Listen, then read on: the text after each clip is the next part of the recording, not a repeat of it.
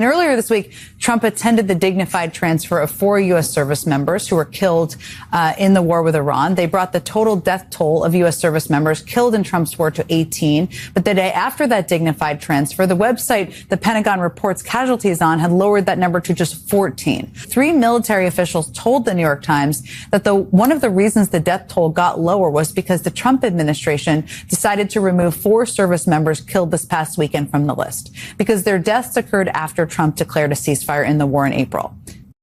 It's Ken Harbaugh with the MeidasTouch Network. This story turns out to be so much worse than what was first reported. It's disgraceful enough to try to hide the cost of a war by masking casualty counts. In part 1 of my conversation with Kris Goldsmith last week, we talked about the Pentagon's efforts under Secretary Hegseth to minimize the injuries to U.S. service members in the war against Iran. But now the Trump administration is changing KIA, or killed in action numbers, and the rationale is obscene. We've described here before the Defense Casualty Analysis System, which tracks and reports casualty figures from the military. A few days ago, the KIA number on that system accurately reported 18 service members killed in action. Then 4 of them disappeared. The reason given was that they were killed during the so-called ceasefire, so their deaths didn't count. Tell that to the families. Tell that to those they served alongside. It's beyond disgraceful. And it's also just stupid. The idea that Pete Hegseth's Pentagon thought it could get away with this, if they are that incompetent on messaging, think about what happens when it comes to actual military strategy. No wonder Pete Hegseth is losing so badly this war that never should have happened. One of my greatest disappointments as a military vet is the near total abdication of responsibility, of leadership by retired senior military officers. Where are the generals and admirals? With a few notable exceptions, they have remained silent. If ever there was a moment to risk one's corporate board seat or speaking fees, it is now. If ever there was an issue to provoke a principled response, it's this, the Pentagon's attempt to deceive the American people about the real cost of this war. In part 2 of my conversation with Kris Goldsmith, we get into it. Kris is an Army combat vet and the founder of Veterans Fighting Fascism, and he brings the perspective of a former sergeant looking for leadership from the ranks of retired and general flag officers who seem to have forgotten what leadership means. Here's part 2 of our conversation. This, for me, was the main takeaway from the response to, I believe it was Major Watson, the Air Force Academy grad who stood on the Capitol steps, an active duty Air Force major who held a sign that basically said we need to impeach and convict Trump now. And I still wrestle with his decision to do that in uniform, but I have absolutely zero hesitation in commenting on the fact that it took a major to do this in the deafening absence of voices from flag and general officers. A major, an 04, had to take to the Capitol steps and hold that sign because with very few exceptions, the generals and admirals have been staying at home, have been resting on their laurels, have been staying comfortable. And if ever there was something that could provoke them to speak out, it is the hiding of casualty numbers. That feels to me like a sacred breach of trust by this Pentagon. I honestly think that it's what finally motivated Mattis to speak out. The thought that his Marines would be sent into Carg Island is the first thing that got him up off the couch to speak out against the Trump administration. But hopefully this animates some of the others as well. Yeah, and I hope that these former senior officers who are enjoying their retirement are also paying attention to what the State Department is doing, because as of this recording, it was yesterday on July 20th, the Marco Rubio's State Department issued this insane report on Cuba, talking about how Cuba is the center of communism. But it's not a report about Cuba. It's a report alleging that Cuba is like the most influential force against the United States from within the United States. What it is basically doing is, and it has a very famous picture of Vietnam veterans against the war that it uses as evidence of Cuban infiltration and influence against the United States. Marco Rubio's Department of State is setting the pretext for saying that anti-war veterans are communists. That label is what fascists have used throughout history to justify jailing, to justify torture, and ultimately to justify lethal violence against protesters. And I hope that my fellow veteran community is paying attention to this stuff, because when you look at this in the broader context of everything that's happening, both overseas and domestically, how they are trying to connect, they're saying that in this report that Cuba and Iran are so closely aligned that they're basically one and the same, and that these domestic groups like the National Lawyers Guild are one and the same with the communist Cuban government. And they are posting photos in their reports of veterans who are anti-war from the 1960s. That, in the context of the National Security Presidential Memorandum 7 and the memo that was followed up by then Attorney General Pam Bondi talking about how Antifa is a terrorist organization. Oh, by the way, Antifa is like where the report ends, basically saying that 70 years of infiltration into the United States, that's Cuba has built the Antifa project. Hey, it's Ken. Quick break to let you know that I am heading back to Ukraine soon. So many of you stepped up to help the 34th Marine Brigade, the unit I've been embedding with the past couple of years. They desperately needed a new motor for their rescue boat, and you came through. Thank you.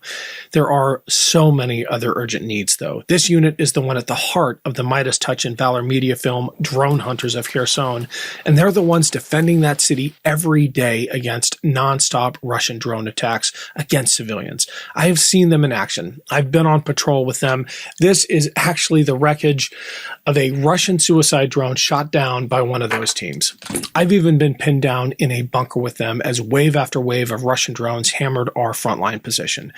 But because of the extraordinary heroism of people like Adama, commander of a drone team I embedded with, Ukraine will win this war.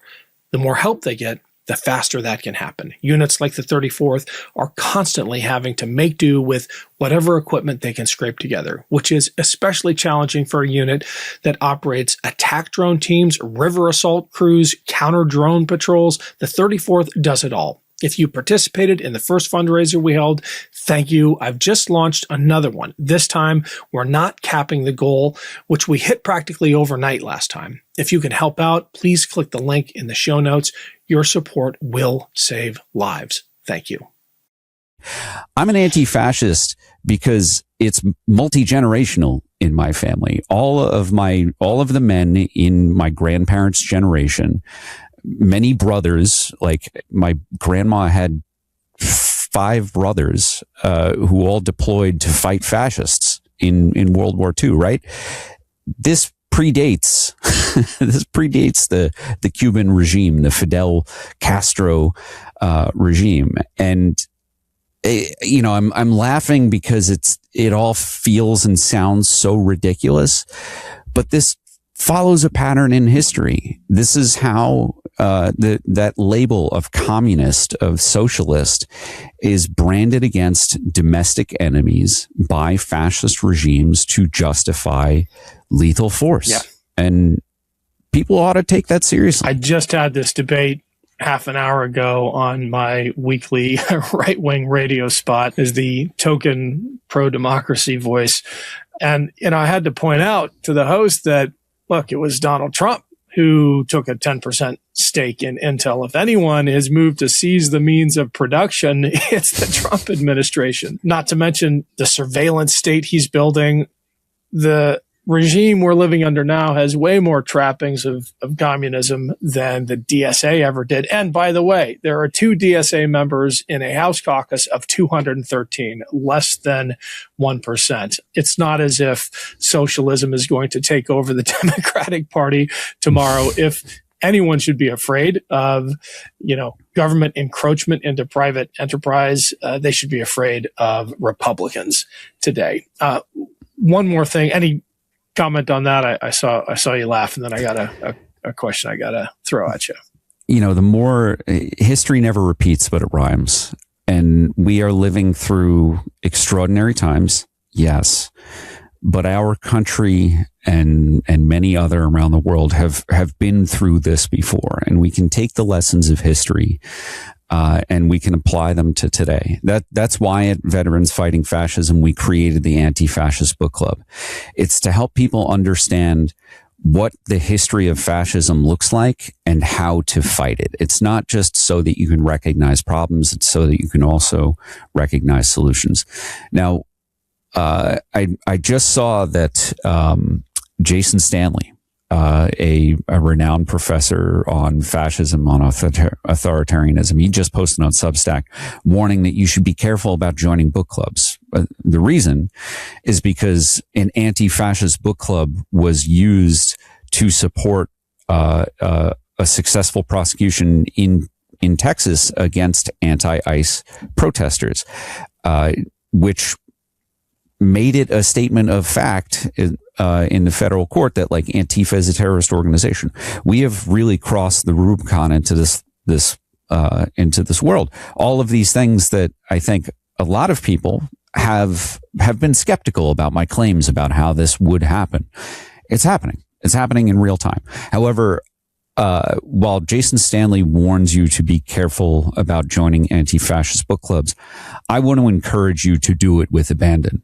To do it and gum up the system, because the more anti-fascist book clubs we have around the country, the more people we have educated on the history of fascism, anti-fascism, and how to stop an authoritarian regime, the better for all of us. If the Trump administration is going to call an anti-fascist book club a terrorist cell, I want to encourage as many Americans who have the means to spend $10 at their local bookstore, get a book dedicated to anti-fascism, and start your own anti-fascist book club. Because if they're doing this, we need to gum up the courts. We need to stop them from being able to prosecute activists on the ground who are pushing back against state violence. Couldn't agree more. Got to ask you about Pete Hegseth's tweet in the wake of this latest strike against the American base in Jordan. I think the death toll is up to 3 now. And his response over social media, not with the soft lighting at his desk that he chose for the testosterone speech, but his response over social media about the loss of those Americans was, their sacrifice only stiffens our resolve. It took me a while to figure out why that made me so angry. But it's the idea that their blood tribute at the altar of his ego is somehow cleansing or strengthening made me furious. Yeah. The idea of an eye for an eye in war is foolish. An eye for an eye makes the whole world blind. Everyone's heard that, right? We started the war. We started an illegal war. Donald Trump did this, and Pete Hegseth did this without any warning to Congress, without getting authorization from Congress. The war is now over 130 days old. The War Powers Act does give the president broad latitude to basically start wars, but after 60 days, they're supposed to go to Congress and explain themselves and get permission to continue. And they have just said, no, we're not going to do that. The first war is over. We're now in a, I guess, a third war since we're at 130 days. We've graduated through 2 consecutive 60-day periods. I guess they're going to give it a new name. And while this is happening, the war is spreading.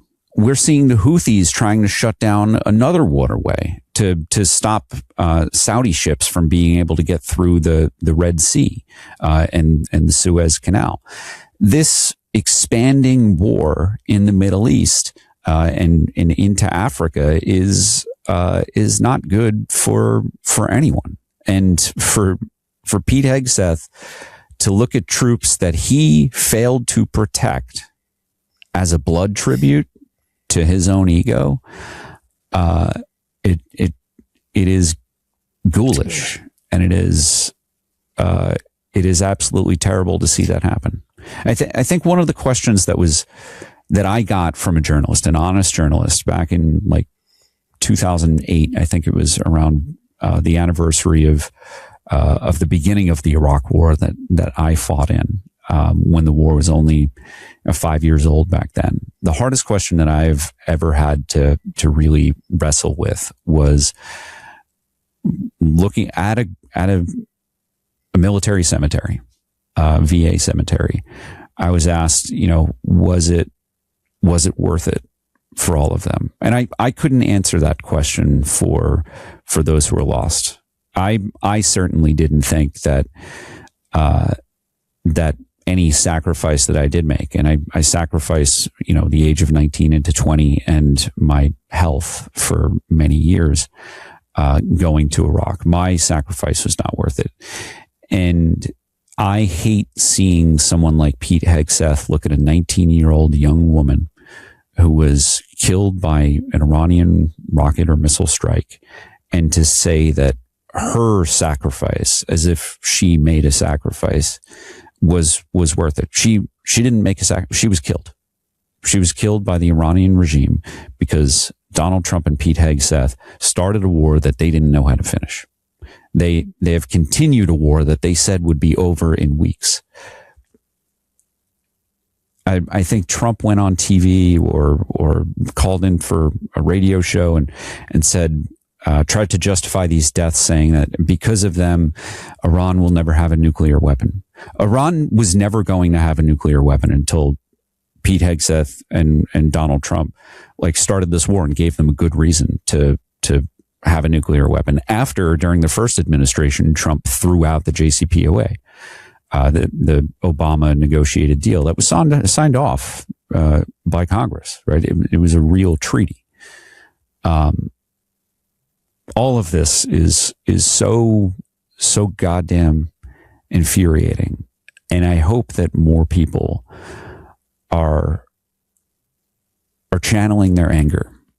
I have personally found anger to be a huge motivating factor for me to accomplish good in the world. It's what motivates my activism, my advocacy, my work, my speaking out.